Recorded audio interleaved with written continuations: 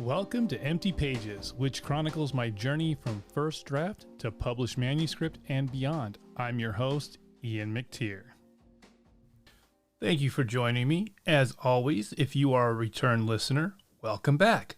If you're a first-time listener, welcome. I do hope that these episodes are helpful. If you are enjoying this podcast, please leave a review, as that will help get this podcast noticed. Also, feel free to share to your friends and followers on social media to get the word out. Anything will help, and I will greatly appreciate it.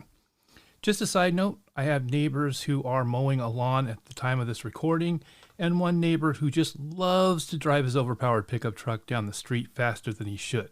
So if you hear any of those sounds on this episode, I do apologize. I try to make this sound as professional as possible, but this is a one-man operation and I don't have the super-duper professional tools and recording studio that would make all that bullshit moot. Moving on. In this episode, I'm going to just talk a little about my latest work in progress. Assuming you're a return listener, you should by now be noticing a pattern. I do like to do episodes that talk about the technical aspects of writing, non-technical things that hopefully will help you become a better and more successful writer, but I also like to pull the curtain back on the actual writing itself. As writers, it seems we all want to keep things as close to our chest as possible, as though writing were some kind of mystic art that requires deep attention and dedication to learn this esoteric art. It's as though we are gatekeeping, whether we realize it or not. I'm a member of a few different writing forums, and there's not a week that goes by that someone isn't asking a question that is less about the technical aspects than it is about the more mundane aspects of writing. And while people are willing to give an answer, they tend to boil down to, this is how I do it, you just need to figure out what works for you. That doesn't really work when you're sitting down to write and wondering if you're doing the non-technical stuff correctly. Should I be writing at a specific time? Should I write with pen and paper first? This sort of thing. I've seen video after video and listened to podcast after podcast that talks about some of this stuff, but it mostly focuses on the technical aspects. There are a lot of good resources out there for this. However, I have yet to find one that draws the curtain back to actually give you an idea of what it's like to, actually write. So that's where these episodes come in. These episodes aren't going to tell you what to specifically do when you sit down to actually write. However, I'm hoping that by pulling back the curtain, you can see how one writer actually writes, and maybe that will give you some ideas and lead you to your own writing nirvana. Writing won't always be easy, but if you have a good system that works for you and not against you, it'll make a world of difference. Trust me. With that out of the way, let's discuss this current project. My current work and project is a Wild West-themed horror story, as I mentioned before. Cohesion Press, which publishes the awesome Snafu short story anthologies, opened up a submission call for short stories set in the Wild West. Now, I'll admit, I wasn't initially going to write anything for this. Though I like some Western movies, I'm not a big fan of the genre as a whole. I'm more likely to watch it if there's an actor in it that I like, or if it has a horror theme, but more often than not, I'll pass. I'm not against the genre in general, it's just never appealed to me. I do think part of it is due to a bad association. I had an abusive stepfather that loved watching Westerns, and you would never find him without a Louis L'Amour book. I definitely do not like any Western that portrays indigenous people incorrectly, and that's always been a thing as far back as I can remember. Somewhere along the line I learned that Hollywood likes to play fast and loose with history. I'm not sure where I picked that up, but given the time frame, I'm pretty much willing to bet some teacher had a hand in that. Beyond that, though, it just seemed to lack the kind of fun and spectacle that I found in horror and sci-fi shows. Riding a horse in the desert and shooting outlaws didn't seem nearly as exciting as chasing down stolen battle station plans, discovering new worlds, and hunting down monsters. The Wild West was at one point real in some form, and I wanted to get as far away from my reality as possible. So here I am, just starting out on my journey as a serious and committed writer. I know I need to write, and I know that I want to get published. To do the latter required that I do the former. Here was an open submission call and a chance to submit, but it was Wild West themed, or rather Weird West, because Snafu is a horror anthology series. What made me ultimately choose to go through with writing this story is that at the end of the day, more than anything, I saw a challenge. I could stay within my comfort zone, which would be okay, no one would fault me for it. Or I could embrace the challenge. I weighed the pros and cons. The cons were obviously that I would not have a story submit, and I could stay safely in my comfort zone. There's nothing wrong with staying in one's comfort zone, but no one ever grows by staying there. Thus, I would be potentially stunting my growth as a writer. As for the pros, I would be stepping out of my comfort zone, and doing this would push me as a writer. Regardless of the final product, surely I would learn something useful that would help to continue to push me to become a better writer. Also, if I did something that was actually good, I would have something to submit. Even if it doesn't get chosen, I wrote a story and put it out there for consideration. And even if it didn't get chosen, maybe it would make enough of an impact that I'll be remembered the next time I submit something. And finally, if it absolutely sucked, no one would ever have to see it. The two things that made me to decide in favor of going for it was that I would be better served as a writer by stretching my wings, and that no one would ever have to see it if it sucked. Decision made. He was on to the next step, which was figuring out what this Wild West horror story was going to be. As you may or may not know, I'm a pantser. That means I don't outline, I don't sit and work out my character's entire history from birth to current as of the story. That is something that works for some people, it doesn't for me. When I write, I have the general idea and I let the story surprise me. Once the first draft is done, I will go back and edit as necessary. So I found myself trying to figure out what the seed of the story was going to be. In short order, I initially figured it would be a story that featured skinwalkers. I didn't want to do a Wild West werewolf story, as fun as that may be, so I figured skinwalkers would be the next best thing. So off I go to research the topic. I quickly realized that in order to do the story justice and not just whitewash it, it was going to take a bit of research effort before ever sitting down to write. I wasn't very confident that I could get the story written and properly edited before the deadline. It isn't enough to just Google skinwalkers. From what I can tell, it seems that a lot of these indigenous myths and legends are intertwined with their spirituality. If I'm correct in this assumption, then I certainly don't want to do a story that doesn't take that into account. Now, I could be completely wrong on this, and if so, I apologize in advance. All I know is that for me, it felt like I was starting to tread into territory that I wasn't completely familiar with, and thus I wasn't going to risk writing a story that was offensive and continue to trample on indigenous people just to have something to submit. I still want to write this story, and I will, but not without doing due diligence first. And let me just state for the record, if you're one of these people who are going to hear what I just said and scream about how PC I'm being, how I'm a cuck, or I'm a libtard, fuck off. As a horror writer, I know I'm going to write some fucked up shit. I know this because I've already written some. I don't care about offending someone because of too much blood, too much violence, too many werewolves, or whatever. I do care about being needlessly offensive. I don't think my Skinwalker story will be improved by trampling all over the First Nation peoples. I believe doing so will only drag the story and me as an author down. If anything, being respectful of their beliefs will only make it more powerful. So yeah, if you're the kind of person who whines over this kind of shit, just miss me with your bullshit and go find your safe space with all the other assholes who think like you. And, don't tell me you'll never buy any of my books. If racist scumbags don't buy any of my work, I'm definitely not going to lose any sleep over it. Okay, let it go, Ian. Okay, so the Skinwalker story was out of the question for the time being. Now I needed another story idea. For the first time in a long time, my brain was totally silent. I decided I needed to jumpstart it, so I watched some Western-themed horror films. When that failed, I watched some non-related horror films and read horror-themed short stories. Those failed as well. Lacking any further ideas, I decided to go down the well-worn path. Vampires and werewolves. I was able to come up with 3 ideas, and one of those was for a book, so that was relegated to the idea file. As for the 2 short story ideas, I wasn't particularly enthusiastic about either one of them. It wasn't that I hated these monsters, it's just that it felt by using one of these, I was putting one foot back into the comfort zone.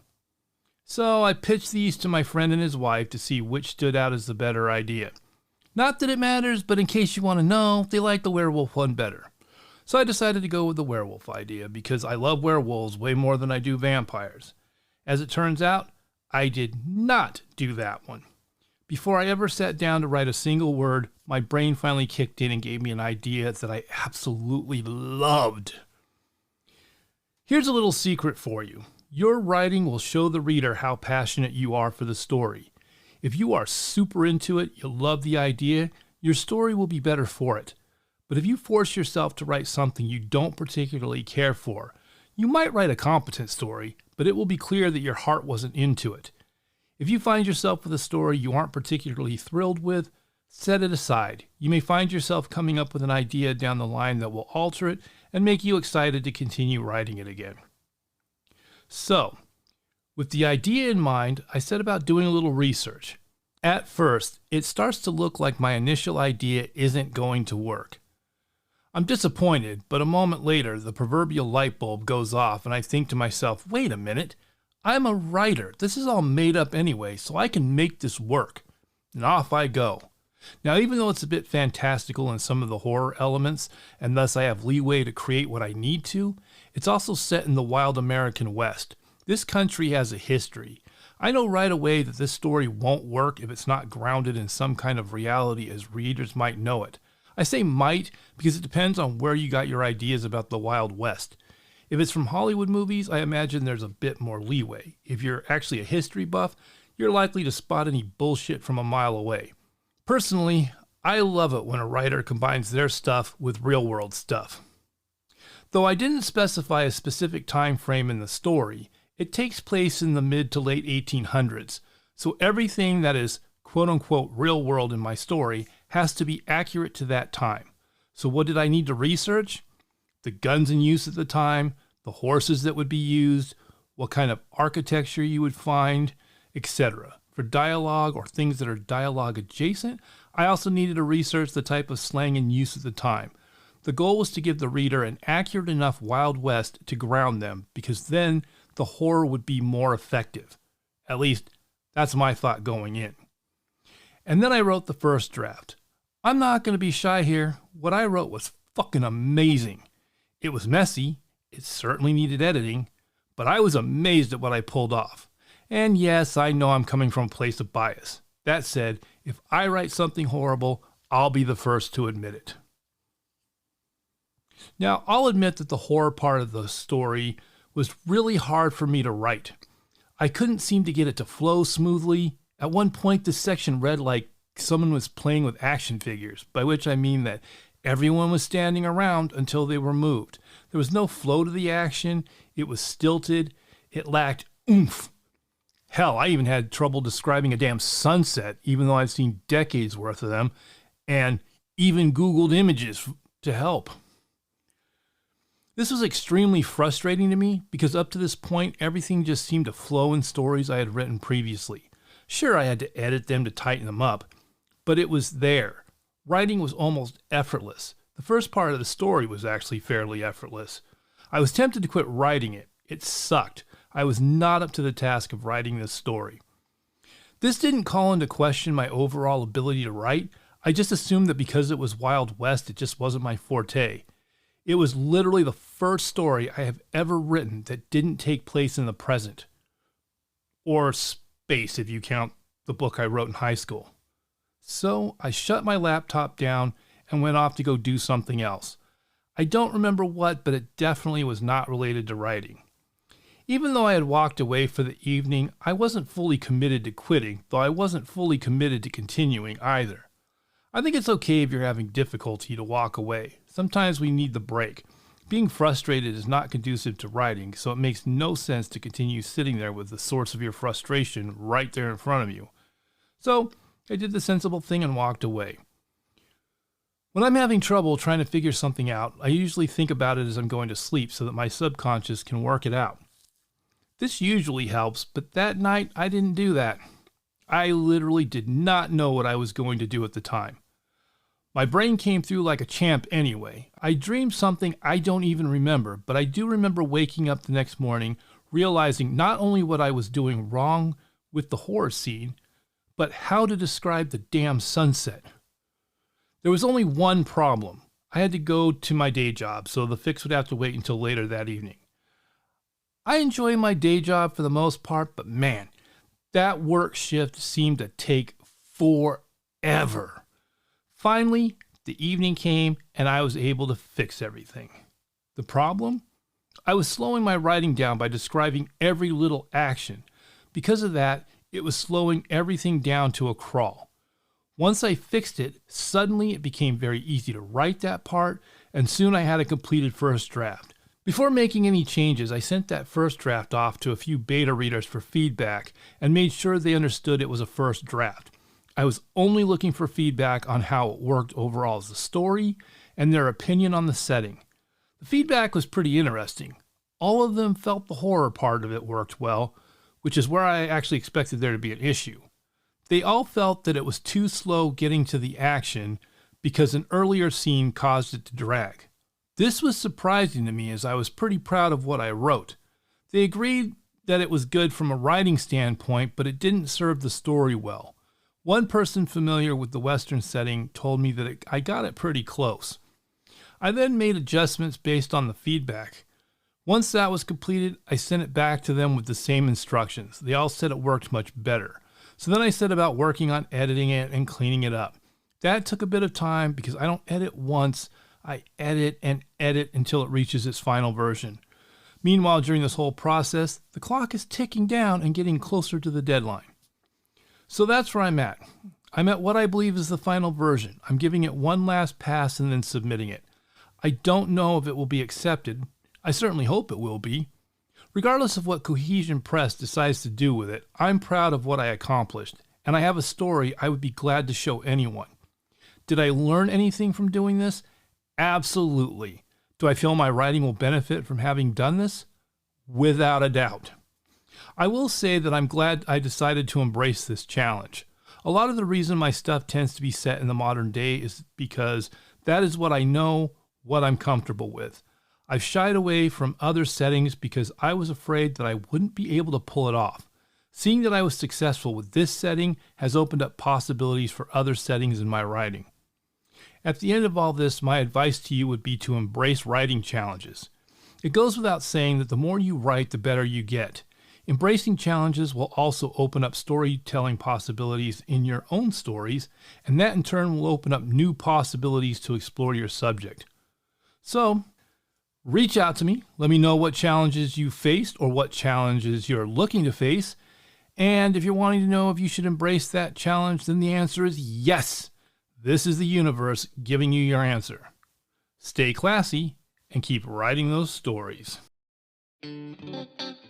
This has been another episode of Empty Pages. If you enjoyed what you heard and want more of it, you can follow me at Apple Podcasts, Spotify, Stitcher, or wherever you get your podcasts from. Please leave me a review, as that really helps me out. And if you do, you might find your review featured in a future episode. You can find me at ianmactire.com, as well as on Twitter and Instagram as @IanMacTire. Until next time, I'm Ian, and this is Empty Pages. Stay classy and write those stories.